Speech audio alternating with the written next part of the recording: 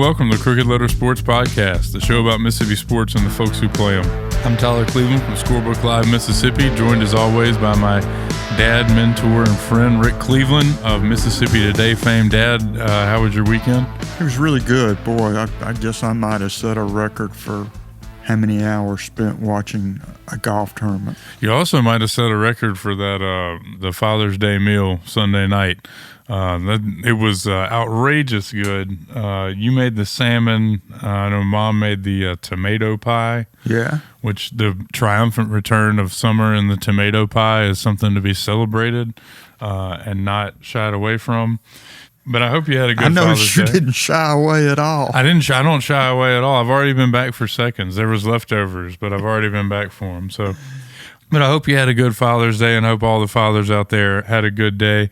Dad, there was some significant action Sunday. I mean, the U.S. Open, the final round, the whole thing from start to finish. I know you played golf and picked up yourself, and then picked up, around 7 or 8 were the leaders. I watched the entire day. It was incredible TV. Probably the best finish at a major that I can remember because of how competitive it was and how back and forth and the momentum swings. Ultimately, obviously, Bryson DeChambeau hit one of the best shots we can, it seems the ethos of this shot is just building, but he hit a 55-yard bunker shot that looked near impossible on 18 and jarred it to save par and beat Rory McIlroy by one stroke. Rory, of course, missed the putt from about 3 feet, which he was 432 out of 432 or whatever the number was. It was pretty impressive. A play by Bryson, but what a letdown for Rory. The worst. I mean, I don't know that I've ever, well, I have. I mean, I remember Greg Norman at one of the Masters when he, Tyler, it's happened to almost every great golfer we've ever had has had a blow up like this, except for two. I don't remember Jack Nicklaus and I don't remember Tiger Woods in their prime, losing a tournament they had in their grasp. But I mean, like Arnold Palmer blew a 6-shot lead on the back nine of the U.S. Open. It's happened to Hogan. It's happened to just about everybody except the two I mentioned. And anybody that's ever played golf under pressure knows that feeling where you can't feel your hands. You almost feel like you're outside your body looking in at it. It's a frightening type feeling, and you do stupid stuff. Like everybody talks about those 2 putts, but his pulling driver on 18, instead of hitting the 3-wood, he hit the first 3 rounds, might be the worst thing Rory did. I don't know. That putt on 16 was pretty brutal. It was another short, makeable putt. It was about 2 feet. Yeah. So you say every big golfer has a letdown like that. Rory has like 4 or 5 now. He's had. I mean, it's been a decade since he's won, and he was right there. He had a 2-stroke lead with like 6 to play. All he's got to do is make one of those 2 putts to get to a playoff. He makes one of the putts. He makes both of them. He wins outright. Yeah, it's it was bad as it was. And I'm talking more about Rory in a second. I want to start with DeChambeau, though. This dude has taken a lot of flack for saying he was going to reinvent the game. He cut all his clubs. He did goofy stuff. He cut all his clubs the same length. He changed his body so that he could hit it the exact place. I mean, he has the measurements on his putter on how far he takes it back versus how far it goes and the force he needs to put on it. It's like a math thing. And he got the nickname the scientist, and everybody made fun of him. Scientist, right. Everybody's made fun of him, right? He soaks his balls in salt water to make sure that they're even before he plays with them. And everyone makes fun of this guy. And he's won 2 U.S. Opens. Nobody's had a better run in the majors so far this year than he has. It's not even close. And on top of that, he seems to have changed his whole persona. It's like he flipped a switch. He went from being a surly guy who didn't ever look like he was having fun to now he's smiling, high-fiving fans. seems like the nicest guy out there. You know, I've heard some of the commentators talk about whether it's real or not, whether that's the real him. You know, I think he's basically what you are, how you act, and he seems to. It sure looks genuine now. Well, I mean, I don't know how much money Liv gave him, but I'm sure that'll do something. Fix your overall attitude a little bit. My big takeaways on Bryson were that he does seem to be a different player on the golf course. I mean, you see him pointing back at the stands and getting the fans involved. He was clearly the crowd favorite at this tournament, not Rory McIlroy, even though, I mean, Rory's got a massive legion of golf fans that want to see him win, but he was not the favorite in that final round. Everybody that was there, at least, seemed to be pulling for DeChambeau. And I'll say this, the big takeaways were, one, the product is better when all the players are in it. And I'm not talking about the live guys, too. They need to be competing against each other every week. It's just a better product. Two, Pinehurst number 2 has got to be one of my favorite venues to watch a golf tournament at. I mean, to watch on. I mean, it's incredible. It challenges players.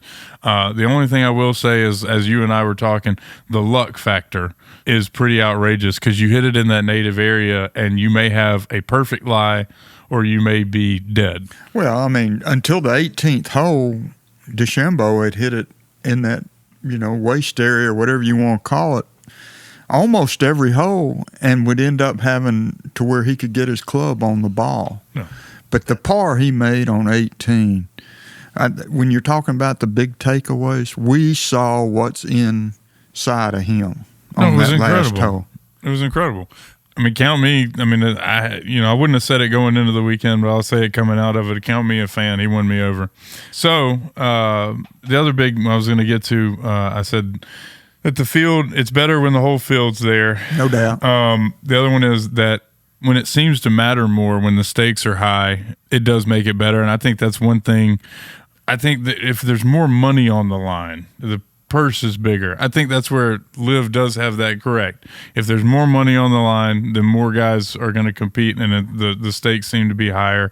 So we understand this week they're going to announce some kind of framework for a deal where they're going to, combine, which is good. I think I just wish that there wasn't Saudi blood money involved, but I do think there's got to be something fixed, because the next point I'm going to get to is our Olympic team, the USA Golf Olympic team, which is now set after the U.S. Open, is going to be Scotty Scheffler, Xander Schauffele, Wyndham Clark, and Colin Morikawa for the United States. All fantastic golfers, but Bryson DeChambeau should definitely be one of the 4. There's no doubt. We're not sending our best players.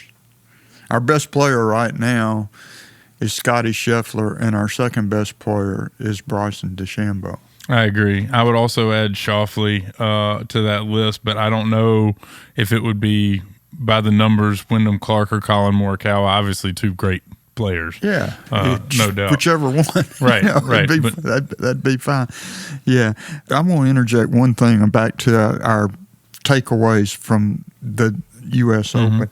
The guy who, after Rory McIlroy missed the putt on 18, who started shouting USA, USA. The guy, you're talking about the Barstool Goons? They should, I mean, I don't know what you could do to them would be bad enough. Well, here's what I know. Rory lives in the USA. Made a choice to live in the United States, leave his home country and live in the United States. Bryson DeChambeau, who is from the United States, took the Saudi money to leave the United States tour, and there is the only way that you could get to chanting USA at that. I mean, you could say whatever you want about the Ryder Cup, but Rory's not like like I said, he's lived in the United States for almost 2 decades. Yeah. If it was not a USA thing. And he just had he choked. He just had his heart shattered, and then some goon is yelling USA. I mean, it just made me sick in my stomach. Well, I was going to let you know, it also made Rory McIlroy sick from the looks of it. The video of him watching DeChambeau make that last putt and then turn around, leaving the scoring room, He was in a car 5 minutes later off the property, and less than an hour after that, he's in a plane. He's in a plane, has left the area. Not a good look. It's not a good look at all. I'm going to go ahead and tell you. And I was really surprising coming from a consummate professional like Rory McIlroy, but I just felt like, you just got to stick around. You got to do, at least one interview. You got to do something. If you were a writer covering that event, how would you feel about him just kind of absconding? Well, you got to do that. You got to do what hell DeChambeau did it at the PGA. At Valhalla, yeah. At Valhalla, yeah. You just got to. The old adage is you got to take your medicine. Yeah. Well, where does this leave? You got to Rory? have some class. We got to talk about this. Where does this leave Rory? We're more than a decade removed from the last major. It feels like pulling for Rory on a Sunday in a big golf tournament it's not a great way to spend your afternoon. It is a great way to spend your afternoon, but at the end you are likely to be disappointed. He's still one of the 5 or 6 best players on the planet, and I fully expect him to contend in the British Open at Troon. Well, let's hope so. Here, let's go from one really, really good player to another. I saw there where Allie Ewing McDonald finished 4th in the LPGA Classic. That's one of their majors. Missed what would have been a 4-way playoff by 1 stroke. Her star just continues to rise. Yeah, a really good Mississippi player. She would be now one of the top 10 women golfers in the world. It's incredible. Yeah. What a meteoric rise. Yeah, well, I remember when she was just on the LPGA Tour, I played in a Pro-Am out at Deerfield with her, and couldn't have been nicer. I was really amazed at how far she can hit the golf ball. She's, she plays a different game than a lot of the women do because she can hit it so far. Well, you saw the 2 guys in the duking it out at the U.S. Open, the 2 longest hitters I have ever seen. Yeah. Just so folks don't think this is only a golf show, since that's what we've been talking about for 2 weeks, there is a lot else going on in the world of sports, and I want to get to it. I'm going to start with baseball, where the College World Series is raging on. We're recording this on Tuesday morning. As of right now, Texas A&M and Tennessee are in the driver's seat, which kind of, as we predicted, these are the 2 best teams left. But there's been some fun moments so far. What's been your favorite thing, or maybe a surprise that you didn't expect? I'm gonna go with Kentucky on mine. The Wildcats. I think they're the Cinderella team in the tournament. Right. Obviously the one that's never been there before. The coach who's a first-time head coach. He's, as he said, I've never was even a head coach in T-ball or Little League. And now my first coaching job, I'm in the College World Series. That's a great story. The 2 best teams, we said it going in, Tennessee and Texas A&M. They are in the driver's seat. The other big takeaway for me is you got 6 teams left in the College World Series, and 4 of them are SEC teams. Yeah.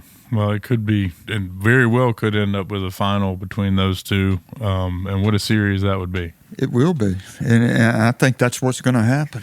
Let's see. Elsewhere, we had the Celtics clinch the NBA title Monday night with a 106-88 win over the Dallas Mavericks.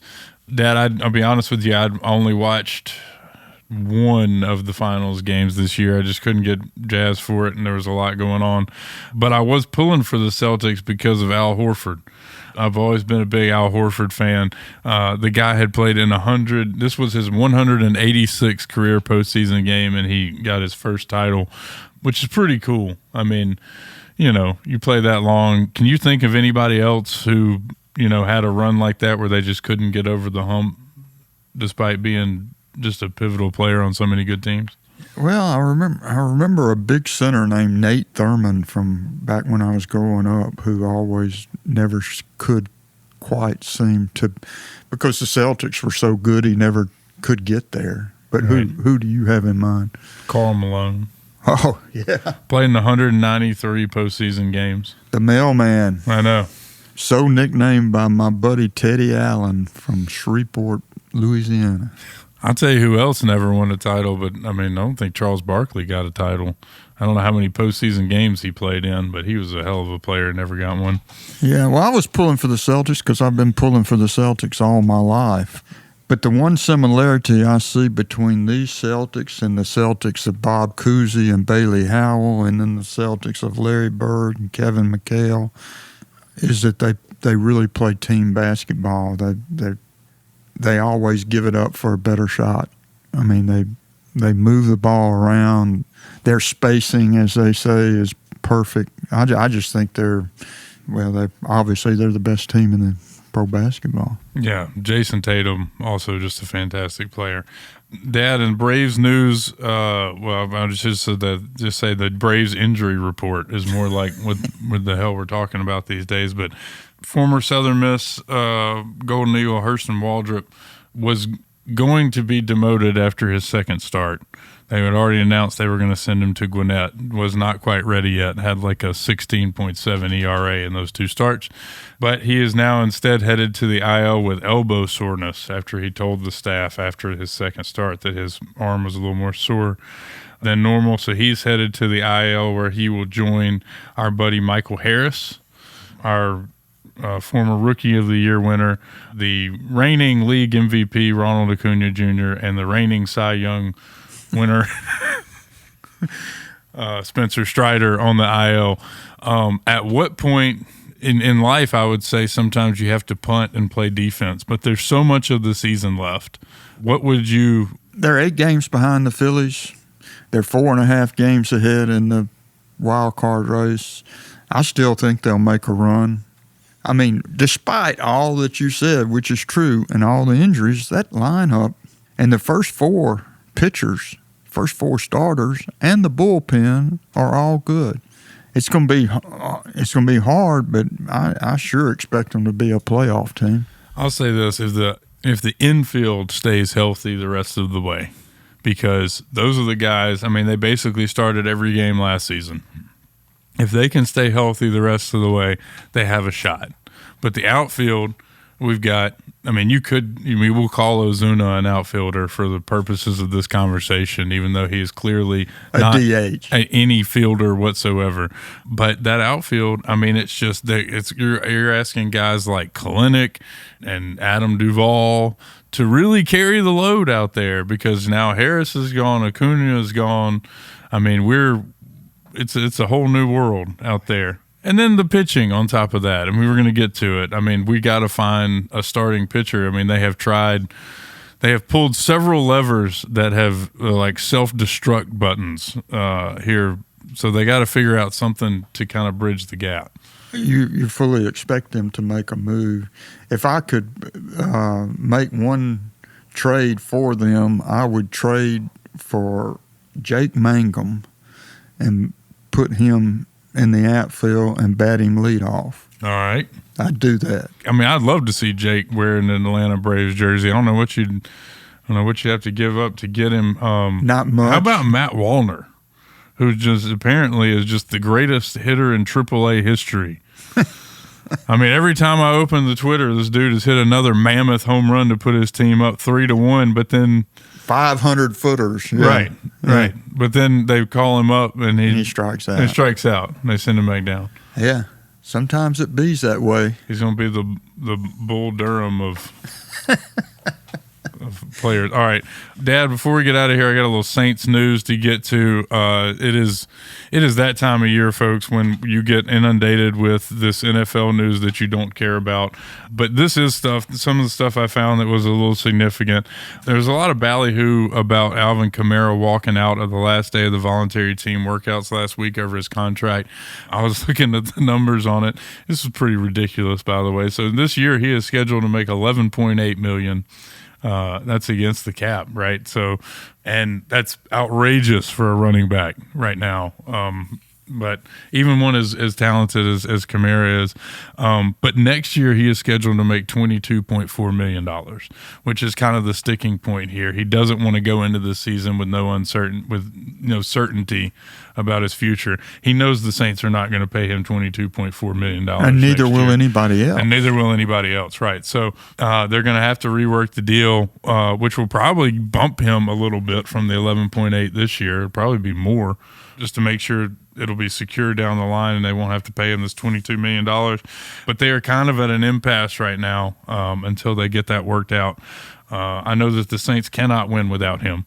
I don't believe that they can win without him. They desperately need a running back who is elusive, and I can't think of anyone who fits that description better. I don't know if they can win with him. Well, I wasn't going to go there. I mean, it's too early to be that down on them. I'll go that way. I mean, I just think they got too many holes up front. Well, they're working on that as well. They did rework Taysom Hill's deal. They got that one done. Converted $9 million from salary to signing bonus to save room in the cap. I also say that his role will expand somehow. In new offensive coordinator Clint Kubiak's scheme. What the hell are they going to do that they hadn't already done? I don't know. He had career highs in rushing, passing, receiving last year. The one thing I did read is that they were planning on using him in a fullback formation more, where they were going to actually let him be the lead blocker, which, I'm fine with that. I mean, just anything to keep the defense off. I mean, last year it was not. You didn't have to be Nostradamus to know what the Saints were going to do. So anything that makes them more multiple is not a bad look. The other news is Chase Young, the defensive end, who they desperately need to be good, had neck surgery and is recovering well supposedly and should be ready by training camp, which starts July 24th in California. So I would say he's probably the biggest piece left to the defense. Just assuming that Lattimore plays out this year and everybody else is healthy and back, I think defensive end was obviously one of their biggest needs, so they need him desperately to get healthy. Yeah, they got to have a pass rush. There were so many games last year where they just didn't have any, you could just stop there. Couldn't get so many games where they didn't have any. Well, they didn't have any pass rush. They didn't have anybody coming in off the edge, which, we've had that, and the Saints have had that in the past, and they don't have it. They didn't have it last year. Yeah, well, you could just as easily be talking about hope with that statement. Didn't have it last year. We've had it in past years. But that's all the Saints news this week. What are you looking forward to the most this week? Well, I'm actually playing in a golf tournament this weekend. I know that shocks you. I'm just stunned that you're playing golf. Yeah. And other than that, I'm looking forward to the rest of the College World Series. That's it.